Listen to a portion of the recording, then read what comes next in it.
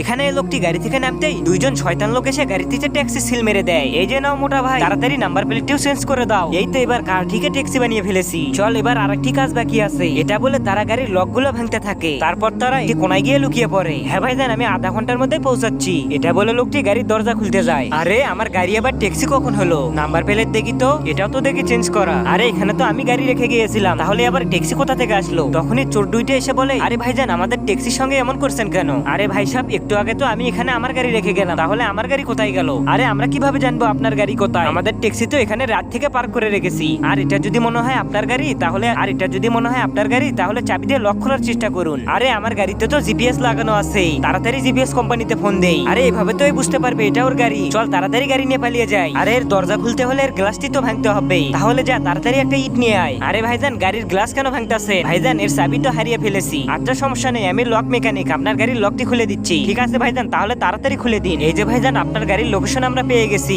আপনি যেখানে দাঁড়িয়ে আছেন ওখান থেকে একটু দূরে আপনার গাড়িটি দাঁড়িয়ে আছে। এদিকে লক মেকানিক তাদের গাড়ির দরজাটি খুলে ফেলে। এই যে ভাইজান আপনার গাড়ির দরজা খুলে গেছে, এখন এক চুটকিতে আপনার গাড়ি স্টার্ট করে দিচ্ছি। তখনই গাড়ির মালিক সেখানে চলে আসে। আরে এটা কি? আরে টাকলা, ও মনে হয় বুঝে ফেলেছে। চল তাড়াতাড়ি পালাই এখান থেকে। এটা তো দেখে আমার গাড়ির নাম্বার। তার আগে দেখবো কারা কারা শয়তানকে হারিয়ে আল্লাহকে ভালোবাসে। যারা আল্লাহকে ভালোবাসো তারা ভিডিওটিতে একটা লাইক দিয়ে চ্যানেলটিকে সাবস্ক্রাইব করবে। আর যারা শয়তানকে ভালোবাসো তাদের কিচ্ছু করার দরকার নেই। এই যে নিন ভাইজান আপনার গাড়ি স্টার্ট হয়ে গেছে। শুক্রিয়া, তাহলে চলো আমার সাথে এবার থানায়। আরে আমি কেন থানায় যাব? আমি তো আপনার ভালো কাজ করে দিচ্ছিলাম। এখন তো দেখি ভালোর কোনো জামানাই নেই।